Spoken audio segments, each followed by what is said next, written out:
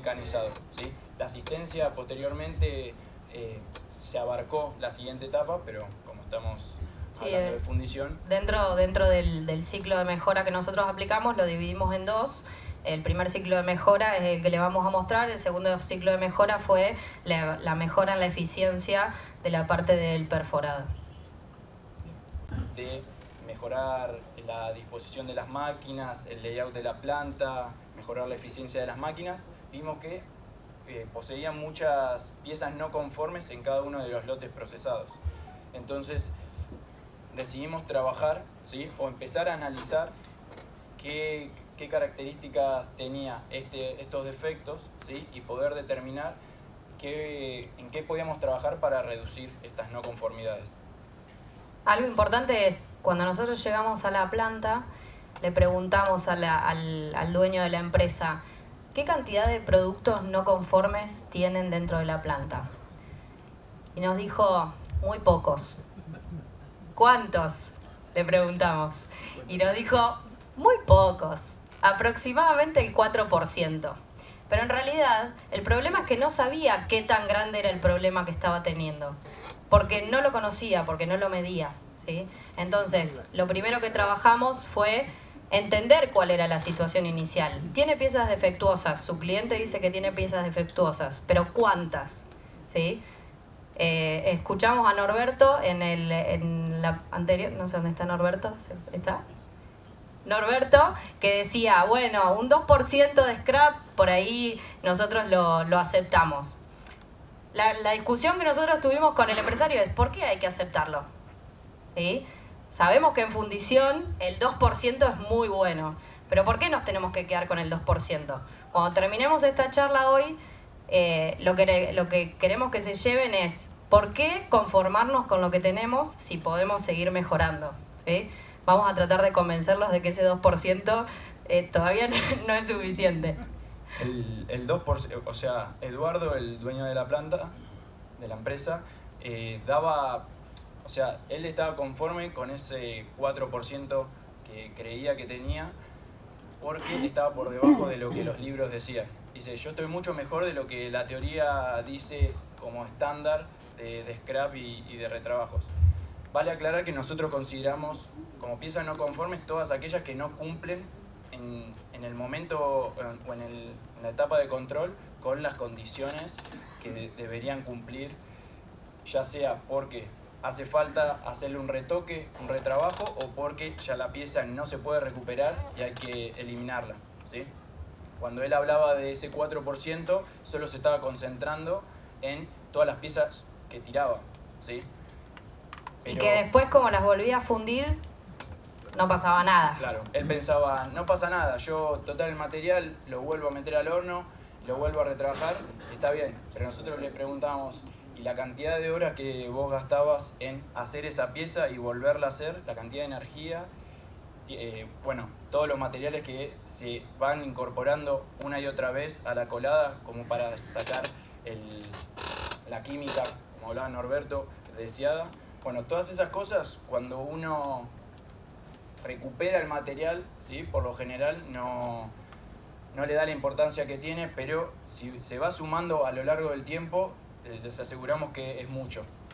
Entonces, a partir de los registros, ¿sí? Lo que intentamos hacer es, primero, construir este mapa, ¿sí? Que era saber cuántas piezas no conformes había en cada una de las operaciones, o en el control de cada una de las operaciones, cuántas piezas podían ser recuperadas y cuántas piezas eran descartadas de por sí, ¿sí? Lo que nosotros tratamos de hacer es, bueno, tengamos el dato de verdad, no el imaginario, que es lo que creo que tengo, sino es el punto de partida siempre de un proceso de mejora es cuál es el número inicial, cuál es la situación inicial, y a partir de eso empecemos a trabajar. Es muy importante ese número porque los números no mienten, ¿sí? Y nos da la realidad y el punto de partida. Y así es como representamos esto. Inicialmente, el 100% de las piezas que se incorporaban, o sea, que se empezaban a fundir, ¿sí? Había un 3%, ¿sí? Más o menos, como decía Eduardo, de piezas que no cumplían con con el estándar fijado, ¿sí? Esas piezas podían ser o porque no cumplían con la altura, o porque tenían algún defecto que se podía modificar, o directamente porque la pieza como estaba constituida había que descartarla. Es así como de los retrabajos solo podía recuperar el 1% de este 3%, ¿sí? O sea, una de cada 3 piezas que podía retrabajarlas, el resto iban a scrap. Este scrap después servía para volver a fundir, ¿sí? Pero, como decíamos antes, hay tiempo, hay recursos que se insumieron en este 2% que ya no se pueden recuperar. Después, lo mismo sucedía en perforado, ¿sí? Esos retrabajos de perforado, me animo a decir que el 100% se debían a cuestiones de fundición, ¿sí? Al desgaste del herramental que utilizaban para realizar las cáscaras. Y los nollos. Y también para algún defecto de porosidad, ¿sí? Que en perforado, cuando hacían la prueba con el eje, porque en la segunda, acá se hacía una prueba de altura, a ver si cumplía con la altura, y allá, una vez que se hacía el agujero, se probaba si el eje giraba con la estrella que tiene en el medio. Cuando se trababa la estrella, va a retrabajo. O directamente cuando se veía que ya la pieza había pasado este control, pero estaba mal, o un problema de perforado dañaba la pieza, ¿sí? Iba a scrap. Bueno, el 4,8% de esas piezas eran no conformes, ¿sí?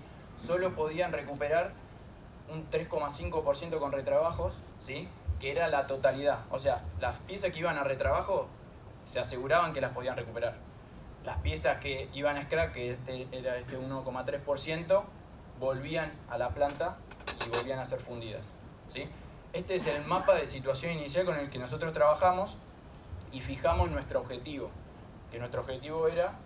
Sí, en realidad primero hicimos este número. En total las piezas no conformes eran de un 9,8%, que si lo pensamos en una producción, no sé, de 1000 piezas, es un número, donde se dividían en el scrap, que eran aproximadamente un 3,3%, y de retrabajos un 6,5%. Esa era la composición de las piezas no conformes. Claro, según Eduardo, que dijo más o menos un 4%, estaba acertado. Él tiraba un 4%, pero no se daba cuenta que insumía parte de su tiempo y de su dinero en los retrabajos, en un 6% de las piezas. Entonces ahí es cuando definimos como meta la reducción de las piezas no conformes, ¿sí? Esta no soy yo, ¿eh? Este 9,8%, tratar de reducirlo. Y para eso nos teníamos que preguntar, bueno, ¿qué es lo que genera este 9,8%? ¿Qué actividades, cuál es la causa raíz, ¿sí? Y cómo podemos atacar esas causas. Es así como empezamos la etapa de análisis dentro de la planificación de las acciones que íbamos a llevar adelante, y lo primero que hicimos fue un diagrama de Pareto, ¿sí? En el cual, a partir de los registros que habíamos mostrado antes, se tipificaba cuáles eran las no conformidades, si era scrap, si era retrabajo, ¿sí? Y cuáles eran las causas por las cuales eran retrabajos o eran scrap. Bueno, el gráfico habla por sí solo. Casi el 80% de las piezas de las cuales analizamos en un lote de 4.300 piezas se debían a un problema de mayor altura, ¿sí? En el primer control, en el pasa no pasa, casi, bueno, 78% no pasaba. Que en ese caso, cuando el operario que estaba en la parte de rebarba tenía el pasa no pasa, probaba si la pieza pasaba. Si no pasaba, le daba un poco de pulido, la volvía a pasar. Si no pasaba, le volvía a dar de vuelta. Si pasaba, pasaba, y si no, iba a scrap. Esa era como la mecánica de trabajo de ese puesto. Bueno, y la segunda causa era la deformación, ¿sí? Muchas veces las piezas salían o no completaban la forma, ¿sí? Estructuralmente, o alguna parte que tenía una deformación que no podía ser recuperada. Entonces esa era la segunda causa. Bueno, y teníamos por rotura y por porosidad. Para continuar con el análisis, nos preguntamos Bueno, ¿hay alguna relación en la cáscara, o sea, en el... Sí, la posición de la, sí, en de la la posición ubicación. de las piezas que esté relacionada con cada uno de las causas que vimos anteriormente? Bueno, este es un ejemplo, ¿sí?, de la cáscara, del resultado de la cáscara. Son 18 piezas, ¿sí?, en la cual se vierte la colada por el medio y se llega a los extremos. Analizando ese mismo lote que veíamos antes... Cada pieza tiene un número de nollo, de posición. Entonces, a partir de eso, a partir de que empezamos a analizar la cantidad de piezas, pudimos definir de qué posición se trataba. O sea, de esas 4.300, las 99 piezas que eran no conformes, se relevaron las posiciones y se determinaron, este es un esquema, como para ver cuáles eran las posiciones de esas piezas no conformes. El tamaño de las burbujas representa un poco la cantidad. Como vemos, hay una concentración en la parte central inferior y algunas en los extremos. Entonces dijimos, bueno, pero si profundizamos más en el análisis y vemos esas cantidades y las distribuimos, ¿sí?, en cada una de estas dos causas que tenían mayor incidencia, podemos ver que las de mayor tamaño, ¿sí?, tenían este tipo de distribución, y las de problemas de deformación tenían aquella distribución.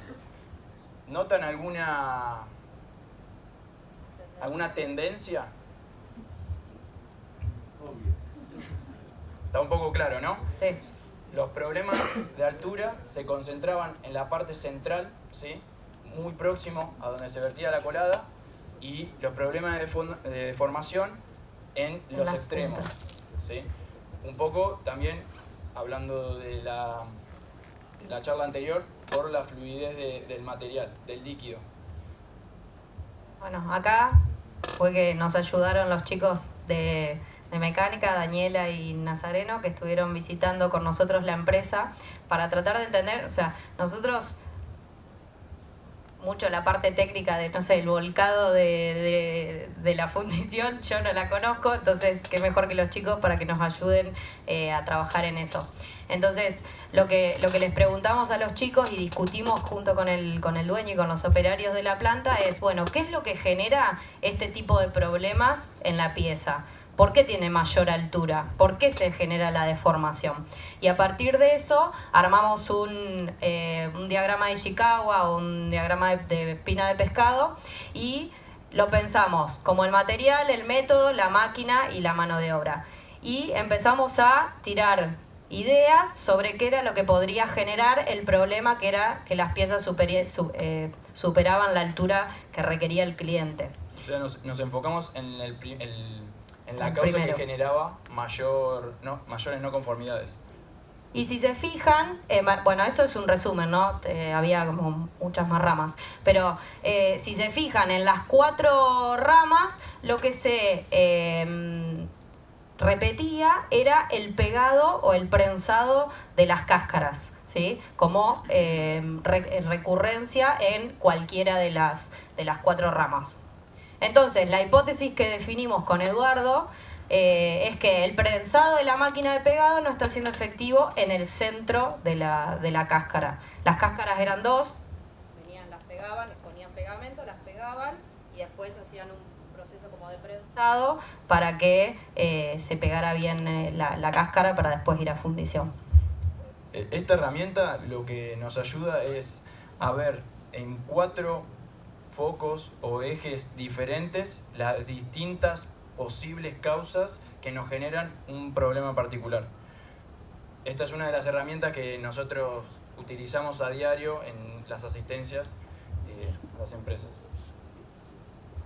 Bueno, entonces la hipótesis que definimos y que nos propusimos a solucionar era esa, que la máquina de prensado no estaba siendo efectiva en la parte del centro de las cáscaras. O el método de colocación de pegamento tampoco podía ser efectivo. Sí. Bueno, Entonces, primero, ¿qué es lo que pensamos? Bueno, veamos cómo es la máquina, cómo hace el prensado y si realmente en el centro está funcionando bien o no. Entonces, lo que nos dijo Eduardo es, no, bueno, me doy cuenta que estos resortes en el medio no tengo tantos. Entonces los voy a distribuir de una manera mejor para que el prensado sea más homogéneo en toda la cáscara. Fíjense que es una muy pequeña acción que es cambio de resortes dentro de la máquina. Sí, a esta altura no estamos contando lo que Eduardo pensaba de nosotros cuando le decíamos Poder reducir aún más las no conformidades. Había inicialmente una resistencia a, no, pero ya lo tengo muy controlado, el proceso, la verdad que ya hice varias mejoras, implementé, pero no creo que lo podamos reducir.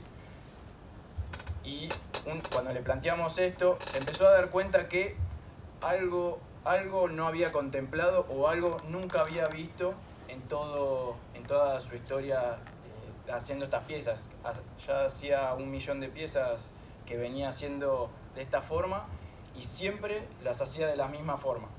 Entonces nos dio la posibilidad de, tratemos de hacer este cambio, porque este cambio no significa nada, puede ser que sea esta presión, ¿sí?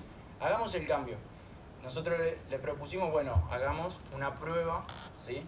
Hagamos algo controlado, no lo hagas de acá en adelante, sino hagamos una prueba y veamos los resultados, ¿sí?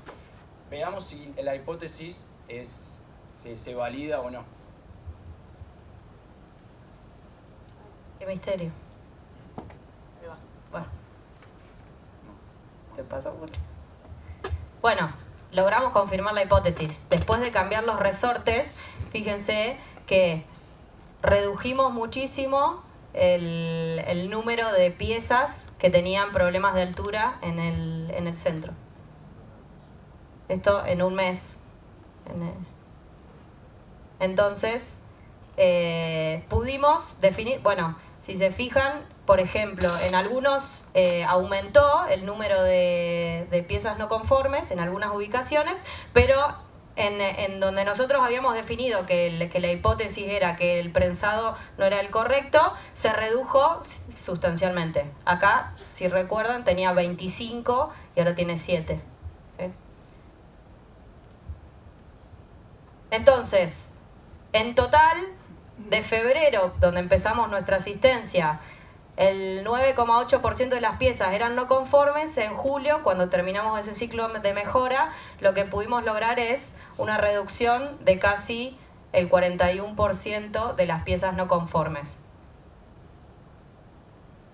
Pero lo más importante es que, además de reducir el scrap, o sea, la composición de este total de piezas, además de reducir el scrap, llegamos al 2%, que mejoramos un 24%, mejoramos en un 50% los retrabajos, logramos reducirlos y la persona que estaba dedicada a hacer la rebarba y la mejora en las piezas, ahora estaba trabajando en otro proceso. ¿Sí? Entonces, esa persona que dedicaba casi 4 horas por día en hacer retrabajos, ahora estaba destinada a otra actividad. Fíjense que el retrabajo de justamente ajustar a la altura deseada se eliminó por completo, sí. Y además se redujo este scrap del que hablábamos. Sí, en realidad lo naranja es lo de fundición, lo amarillo es lo de perforado o de mecanizado. Si se fijan acá, los retrabajos se lograron llevar a 0 y en la parte de perforado, como decía Franco, antes tenían algunos problemas, encontraban problemas le quedaba alguna porosidad dentro de la pieza, entonces el eje no giraba y tenían que darle un retoque. Bueno, se redujo también un poco. Lo que queda, los retrabajos que quedan son a causa del herramental, que lo tienen que discutir ya con su cliente para mejorarlo, que estaban en ese proceso. Y la parte del scrap, En realidad, en la parte de fundición bajamos de un 2% en febrero a un 0,8% en julio. Y lo que suma sí es la parte de perforado, que tiene de un 1,3 a un 1,5, porque en esa parte todavía no habíamos trabajado ahí. Una de las cosas también más importantes es que, por más que acá estamos mostrando una foto del antes y el después, es importante contarles que estos valores se mantienen en el tiempo. No es que fue justo en julio que tuvimos estos resultados, sino que ahora Eduardo, ¿sí?, y todo el equipo de trabajo tomó como parte de su trabajo el registro, ¿sí?, de cuáles son la cantidad de piezas producidas, cuáles son la cantidad de piezas retrabajadas y cuántas tienen de scrap. Eso es muy importante por dos motivos. El primero, porque les permite seguir controlando si lo que hicieron se mantiene en el tiempo, y segundo es advertir si hay algún desvío por algún otro motivo o por en un futuro y tomar acción de inmediato. Bien, bueno, para terminar, esto es como, nosotros lo trabajamos como para finalizar los proyectos, que es un reporte A3, se lo conoce como reporte A3, que es un poco, te cuenta el camino que hicimos para llegar a los resultados. Es el resumen de la historia. Sí, de lo que le estuvimos contando un poco hasta recién. Lo que no les contamos es que con la mejora que hizo la empresa, en solo 3 meses y cambiando solo de posición algunos resortes, el ahorro anual que tuvieron fue casi 167 mil pesos. Entonces, cuando digo que se puede mejorar, para mí es importante que lo analicemos desde este punto, ¿sí? Ahorramos un montón de plata en algunas cosas que entendemos que están bien hacerlas, pero en realidad son pérdidas en el proceso productivo, ¿sí? Entonces, cuando estamos en un proceso de crisis o en un momento donde la empresa está un poco complicada, es bueno no trabajar en la eficiencia de la máquina, que por ahí es un paso después, sino trabajar en cuáles son las actividades que no agregan valor dentro de nuestro proceso productivo y qué pequeñas acciones en el día a día podemos hacer para mejorar en algunas circunstancias. ¿Sí? Y como último, como resumen, les dejamos que se lleven la metodología PDCA, que la empiecen a aplicar, que empiecen a pensar cuál es el problema que tengo dentro de la planta, ¿sí? Y empiecen a analizar un poco con las herramientas que tienen. Hay un montón de bibliografía en internet. Nosotros mismos tenemos algunas publicaciones que se las podemos hacer llegar de, bueno, ¿qué tengo que hacer para trabajar en la mejora continua? Sí, más que nada una serie de pasos que ya están pautados y, como ven, son cíclicos, ¿sí? Una vez que nos definimos un problema o detectamos una oportunidad, avanzamos en esos pasos, y la misma metodología permite que si el problema o la solución que nos planteamos no es una solución verdadera, volver a replantearlo. Por más que el círculo PDCA parece que siempre sale bien, siempre planteo, hago las acciones, chequeo que me salieron bien y de ahí las estandarizo, a veces pasa que nos puede haber pasado, de que no era la presión. Bueno, en este momento es cuando hay que volver a analizar, volver a replantearnos, ¿era este el problema? ¿Eran estas las causas? Y ahí volver a iniciarlo. Les aseguramos que una vez que esto esté interiorizado en el piso de planta o mismo en las gerencias, en las supervisiones, es una herramienta muy sencilla, ¿sí?, que le puede dar grandes resultados con pequeños pasos, pequeños cambios, y a la larga, cuando uno ve el resultado final, lo llega a sorprender. Así que bueno, muchas gracias. Muchas gracias. Esperamos que les haya gustado. Después, si alguien tiene una consulta, que levante la mano. Sí. Una tenemos para resolver.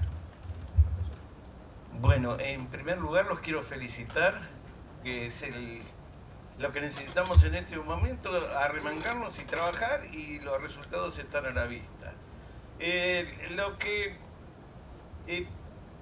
pienso es que habría que, en primer lugar, ver si el método de moldeo es el más adecuado.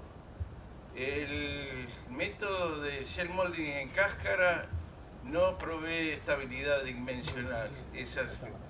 Hace fácilmente 40 años estaba peleando contra la variación dimensional de las cáscaras de shell molding. Por otro lado, es un proceso que es contra el medio ambiente y mundialmente está siendo descartado como forma de fabricación. La pregunta mía es, y va para, en este auditorio seguramente hay quienes pueden proponer algún otro sistema de moldeo. A mí se me ocurre que el sistema de caja fría, por su gran estabilidad dimensional y por otro lado la velocidad del proceso. El proceso de cáscara es un proceso lento. Entonces sería bueno aprovechar la presencia de tantos fundidores experimentados acá para que propongan algún otro sistema de moldeo que va a ser fundamentalmente mucho más rápido, mucho más productivo y mucho más eficiente dimensionalmente. Y después, con el Kaizen de ustedes, 0 defectos seguramente. Gracias. Gracias. Una más. Sí, la pregunta no es la siguiente. En todo este proceso de mejora continua, Kaizen, que digamos el ciclo de Deming aplicado con distintos nombres, ¿han hecho participar a la gente que opera? Sí. O sea, participar activamente. Sí, nuestra metodología de trabajo es formar equipos de trabajo y que participen operarios, mandos medios y gerencias. En esta empresa en particular eran muy poquitas personas, entonces participaron los operarios de las máquinas que trabajaban dentro del proceso y Eduardo, que es el dueño de la empresa. En eso es que armamos las discusiones, por ejemplo, que se llevaron adelante con el diagrama de Ishikawa. Pero sí, en general nosotros lo que sugerimos, y tenemos experiencias ya comprobadas, que cuando se incluye al trabajador dentro de estas discusiones es cuando se resuelven realmente los problemas. Porque son los que están el día a día en el puesto de trabajo y los que mejor entienden. Quizás nosotros podemos entender un montón de cosas teóricas, pero ellos en el día a día tienen la práctica, además de lo teórico, tienen la práctica, entonces suman muchísima experiencia. Y una de las pérdidas de producción de Toyota que definieron en los años 80 es la pérdida de talento humano por no reconocer la experiencia que tiene la persona en su puesto de trabajo. Entonces, los invitamos a que hagan participar a los operarios, a los mandos medios y a los dueños de las empresas en este proceso de mejora. Ok, gracias. Bueno, muchas gracias. Gracias, chicos.